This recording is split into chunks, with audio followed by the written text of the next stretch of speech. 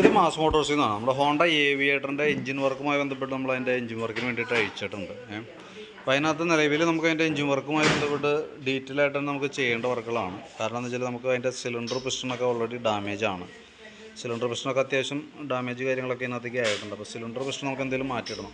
അതേപോലെ തന്നെ വാൽവിൻ്റെ സീറ്റിംഗ് ഒക്കെ ഡാമേജ് ആയി. അതുകൊണ്ടാണ് വണ്ടിക്ക് എഞ്ചിൻ കംപ്രഷൻ ലീക്കായിട്ട് വണ്ടി ഇടയ്ക്ക് ഓട്ടത്തിൽ ഓഫായി പോകുന്ന വഴി പെട്ടുപോകുന്ന സിറ്റുവേഷൻ ഉണ്ടായിരുന്നു. അതിൻ്റെ കാരണം എന്ന് വെച്ചാൽ വാൽവിനകത്ത് പ്ലേ വന്നിട്ട് അത് എഞ്ചിൻ കംപ്രഷൻ ലീക്കായി പോവാം.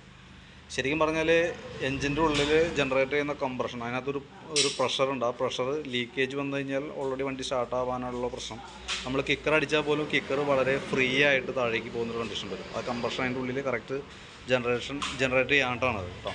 അപ്പോൾ അത് നമുക്ക് അതിൻ്റെ വാൽവ് മാറ്റി വാൽവ് സീറ്റിംഗ് ഒക്കെ ചെയ്ത് ഗൈഡ് ചേഞ്ച് ചെയ്തിട്ട് വേണം നമുക്ക് റീസെറ്റ് ചെയ്യാനായിട്ട്.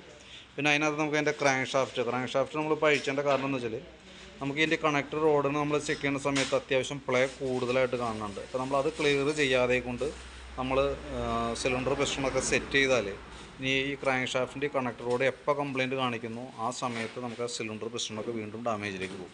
അതില്ലാതിരിക്കാനും കൂടി വേണ്ടിയാണ് നമ്മൾ കൂട്ടത്തിക്കടെ ക്രാങ്ക് സെറ്റ് ചെയ്തിടണം. കാരണം ക്രാങ്ക് ഇപ്പോൾ സ്കൂട്ടർ മോഡൽ വണ്ടിയുടെയൊക്കെ ക്രാങ്ക് എന്ന് പറയുമ്പോൾ അത്യാവശ്യം നല്ല രീതിയിൽ ലൈഫ് കിട്ടുന്നതാണ്.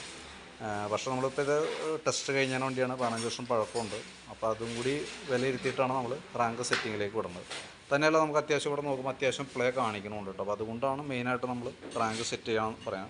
ക്രാങ്ക് മാറ്റേണ്ട ആവശ്യമില്ല. ക്രാങ്ക് നമുക്ക് സെറ്റ് ചെയ്ത് ഗ്യാരണ്ടിയിൽ തന്നെ സെറ്റ് ചെയ്ത് കിട്ടും. പിന്നെ ഈ വാൽവ് കാര്യങ്ങളൊക്കെ നമ്മൾ മാറ്റി വാൽവും സീറ്റ് ചെയ്തെടുക്കാം. സിലിണ്ടർ പിസ്റ്റൺ കിറ്റേപ്പാടി നമ്മൾ മാറ്റി പുതിയതാണ് സെറ്റ് ചെയ്യുന്നത് കേട്ടോ. കാരണം അത് ശരിക്കും ബോർ ചെയ്താൽ ചിലപ്പോൾ നമുക്കത് കറക്റ്റായിട്ടുള്ള നമുക്കതിൻ്റെ ഒരു മാക്സിമം ലൈഫ് നമുക്ക് ഉപയോഗിക്കാൻ കിട്ടിയെന്ന് വരില്ല. കാര്യം 1 ഇയറൊക്കെ വാറണ്ടിയൊക്കെ പറയുന്നുണ്ടെങ്കിൽ കൂടി നമുക്ക് മാറ്റിയിടുന്നതിൻ്റെ നമുക്കൊരു കോൺഫിഡൻസോടുകൂടി നമുക്ക് പറയാൻ പറ്റാത്തൊരു കണ്ടീഷനാണ്. അപ്പോൾ അതുകൊണ്ടാണ് നമ്മൾ സിലിണ്ടർ പിസ്റ്റൺ മാറ്റി നമ്മൾ പുതിയതാണ് റീസെറ്റ് ചെയ്യുന്നത് കേട്ടോ.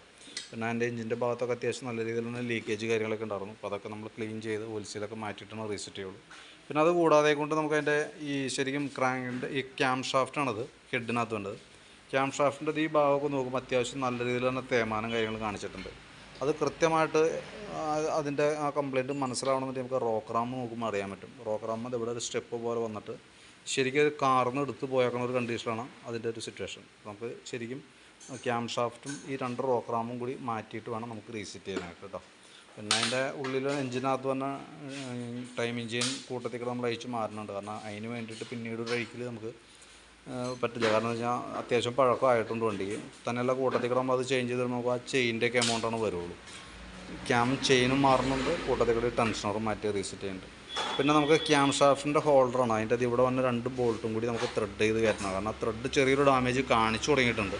അപ്പോൾ അതുകൊണ്ട് തന്നെ കൂട്ടത്തിൽ നമ്മൾ ആ ത്രെഡിങ്ങും കൂടി നടത്തിയിട്ടാണ് റീസെറ്റ് ചെയ്യുന്നത് കേട്ടോ. അപ്പോൾ ഞാൻ അതിൻ്റെ നിലവിൽ ഒരു എസ്റ്റിമേറ്റ് നോക്കിയിട്ട് അതിൻ്റെ ഡീറ്റെയിൽസ് വാട്സാപ്പിലേക്ക് ഇടാം. പിന്നെ നമുക്ക് അതിൻ്റെ ക്ലച്ചിൻ്റെ ഭാഗം നമ്മൾ അഴിച്ച് ചെക്ക് ചെയ്യുമ്പോൾ വീലുകൾക്കൊക്കെ തേയ്മാനമുണ്ട്. ഈ അലുമിനിയം വീല് വേരിയേറ്റർ ബോഡിയാണ്, അതിനൊക്കെ അത്യാവശ്യം തേയ്മാനമുണ്ട്. അതേപോലെ തന്നെ ക്ലച്ചിൻ്റെ പുള്ളി വീലൊക്കെ ആയാലും തേയ്മാന കാര്യങ്ങളൊക്കെ ഉണ്ട്. പക്ഷേ എന്നാൽ പോലും അതൊക്കെ എന്ത് റിപ്പയറിങ് വന്നാൽ പോലും നമുക്ക് പുറമെ ക്ലച്ചിൽ നിന്ന് നമുക്ക് അഴിച്ച് മാറ്റാവുന്നുള്ളൂ.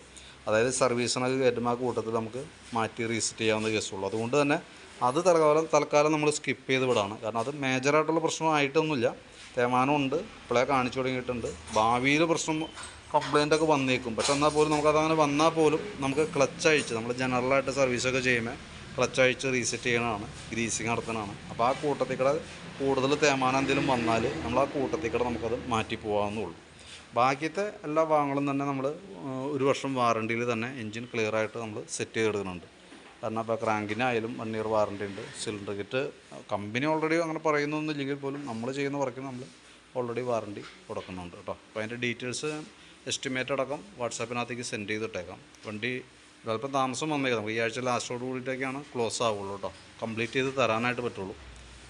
അത്യാവശ്യം തിരക്കുണ്ട്. അപ്പോൾ അതുകൊണ്ട് തന്നെ ആ ഗ്യാപ്പ് പോലെ നോക്കി ക്ലിയർ ചെയ്ത് തന്നേക്കാം. ഓക്കെ, അപ്പോൾ ഡീറ്റെയിൽസ് വാട്സാപ്പിലേക്ക് ഇട്ടേക്കാം. ഗ്യാപ്പ് പോലെ വീഡിയോ ഒന്ന് കാണാം, കണ്ടതിന് ശേഷം നോക്കിയിട്ട് സമയം പോലെ ഒന്ന് റിപ്ലൈ ഇട്ടേക്കാം.